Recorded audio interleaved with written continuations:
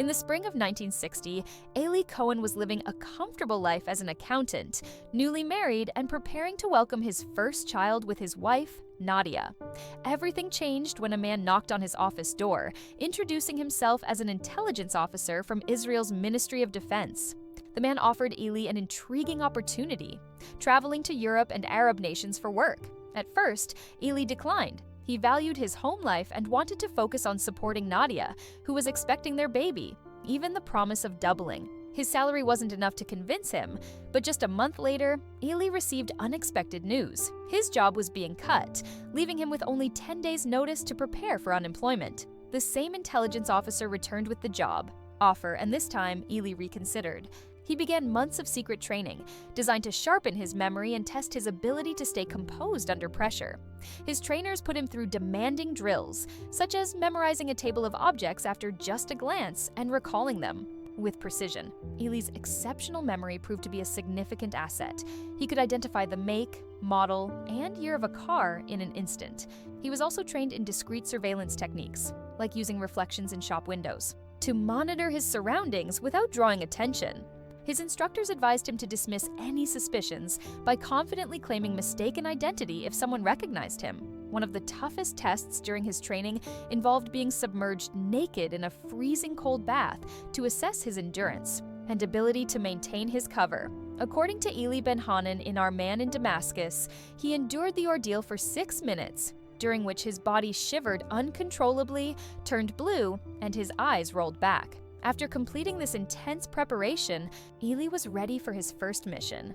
Nadia, however, only knew that her husband had taken a job with the Ministry of Defense. She was told it required frequent overseas travel, but she had no idea that Ellie's new identity was Kal Amin Tabet, a wealthy Muslim businessman from Beirut who had spent his youth in Egypt. Ellie's personal background made his alias even more convincing. Ellie was born in Alexandria, Egypt, to a Jewish family originally from Syria. After World War II, he became active in Zionist movements in Egypt and received brief training in Israel. However, following the Suez Crisis in 1956, when Egypt nationalized the canal and was subsequently invaded by Israel, the UK, and France, many Jews, including Elia, were expelled. He relocated to Israel. Eli's first mission as an Israeli spy began in 1961, taking him to Buenos Aires, Argentina, a city with a sizable Syrian population.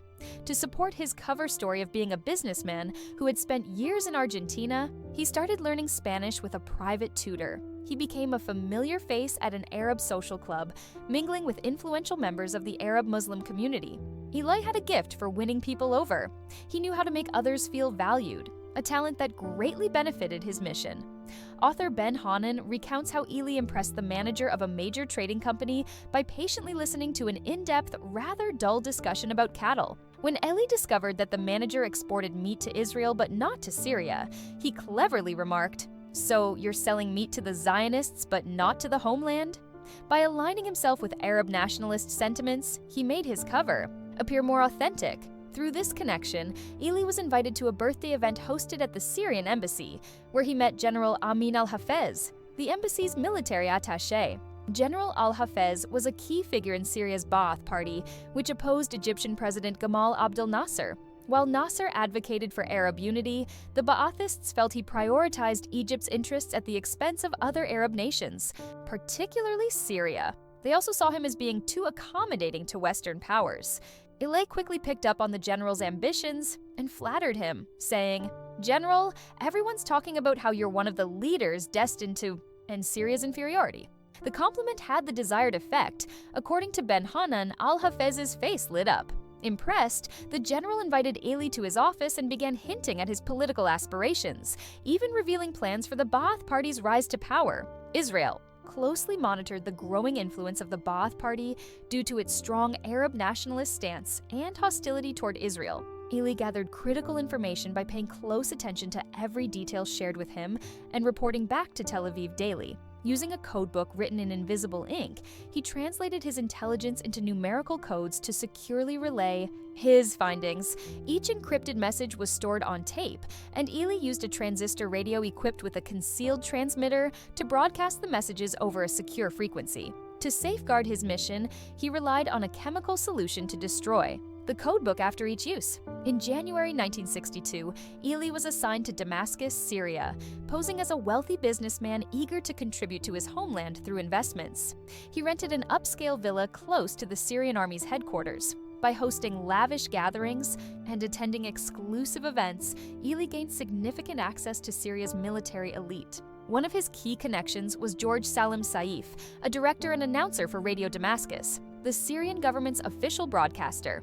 Through George, Ellie met Colonel Salim Hatoum, who disclosed that the Ba'ath Party was planning a military coup. Colonel Hatoum also shared critical details about weaknesses along the Syrian-Israeli border, including a concealed network of underground tunnels housing Syrian soldiers poised for surprise attacks. Ellie was even invited to inspect these strategic locations in person. During a tour led by Lieutenant Mazi Zoraddin, Ellie observed how the elevated positions in the Golan Heights provided Syria with a clear strategic advantage over Israel. The lieutenant also showed him a map outlining the planned fortifications in the region. Although Ellie wasn't able to take pictures of the map, his exceptional memory allowed him to retain the information, which he sent to Tel Aviv the next day. Even for skilled agents, danger always lurked. Ellie faced a tense moment when, during one of his transmissions, Lieutenant Zoraddin unexpectedly entered his apartment. To maintain his cover, Ellie played it cool, allowing the lieutenant to move freely inside. When the lieutenant spotted the codebook and asked about it, Ellie calmly explained that he was working on a crossword puzzle, an explanation that narrowly avoided exposing his identity. While mingling with Syria's elite, Ellie also took on an additional mission, tracking down former Nazis. Mossad tasked him with locating Franz Rademacher, a Nazi war criminal hiding under a false identity in Buenos Aires. Rademacher lived in fear of being captured by Mossad, much like Adolf Eichmann, a Holocaust architect whom Mossad had captured in Argentina and brought to justice. To gather leads, Ellie sought help from his socially connected ally, Majid Sheikh El Ard, cultivating their relationship with thoughtful gifts, including Cuban cigars. Sheikh El Ard eventually connected him with Rademacher, as revealed in a declassified CIA file. Rademacher was later apprehended in Syria on charges of espionage. In poor health, he was sent back to Germany, where authorities detained him. On March 8, 1963, the Ba'ath Party seized control of the Syrian government, placing General al-Hafez in the presidency. This political shift gave Ellie direct access to Syria's most influential leader. To mark the occasion, Ellie hosted an extravagant celebration at his villa in honor of the new president. During the event, he encountered an engineer who was part of the Jordan River Diversion Project, a scheme designed to cut off Israel's water supply. The engineer bragged that their dams were impervious to Israeli bombs, but Ellie passed this crucial information to Tel Aviv, allowing Israel to gain a detailed understanding of Syria's defenses. On November 13, 1964, after Syrian forces fired on Israeli tractors near the border, the Israeli Air Force launched targeted strikes on Syria's Jordan River diversion infrastructure, temporarily bringing their plans to a halt. Later, during the Six-Day War in 1967, Ellie's thorough intelligence regarding Syrian fortifications in the Golan Heights played a pivotal role in Israel's swift capture of the strategic area. However, President al-Hafez began to grow suspicious of Ellie. After returning from an urgent kidney surgery in Paris, al-Hafez noticed that Israeli broadcasts eerily detailed every aspect of his trip. To verify his concerns, he called a secret meeting with senior officials, instructing them not to share any information with others. Shortly after, he listened to Israel's Arabic language broadcast and was stunned to hear private details from the meeting. This led him to suspect that the leak occurred via radio transmissions, given how quickly the information was revealed. Around this time, Ellie returned to Israel for a brief leave, telling his Syrian contacts that he was traveling for business. During his visit, he reunited with his wife Nadia, their 2 daughters, and his newborn son. Despite their time together, Ellie had to return to his undercover mission. He reassured Nadia that he would come home for good when his work with the Ministry of Defense ended in May 1965. Tragically, that promise would never be fulfilled. On January 24, 1965, Syrian security forces stormed Eli's apartment while he was in the middle of transmitting information to Tel Aviv. According to Israeli accounts, Syrian intelligence had intercepted and traced his radio signals. The agents forced Eli to send misleading information back to Israel as part of their operation to trap him. The Syrian army was on high alert, but Eli deliberately slowed his transmissions to signal Tel Aviv that he had been captured. President Al-Hafez orchestrated a theatrical trial with a predetermined verdict. On May 8, 1965, Ellie Cohen was sentenced to death on charges of espionage. Nadia, his wife, heard the sentencing broadcast over the radio. Author Ben Hannan recounts her heart-wrenching reaction. Summoning the last of her strength, Nadia struck the radio repeatedly, shattering the glass before throwing it to the ground. Overcome with emotion, she screamed hysterically and smashed the window panes one by one.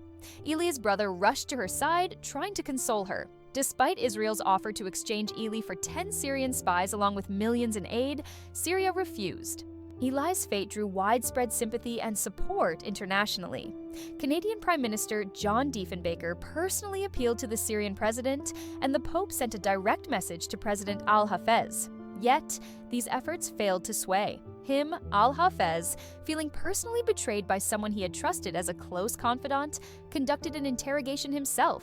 He was shocked to discover that Ellie was Jewish and not Muslim, as Ellie struggled to recite the opening chapter of the Quran, a key Islamic verse. Before being executed, Ellie was allowed to send a letter to his wife and children. In it, he urged Nadia to care for herself and their children, ensuring they had the best education possible. He gave her permission to remarry, encouraging her to focus on the future rather than mourn the past. The letter ended with a plea for prayers for his soul and a farewell to his family, especially his mother.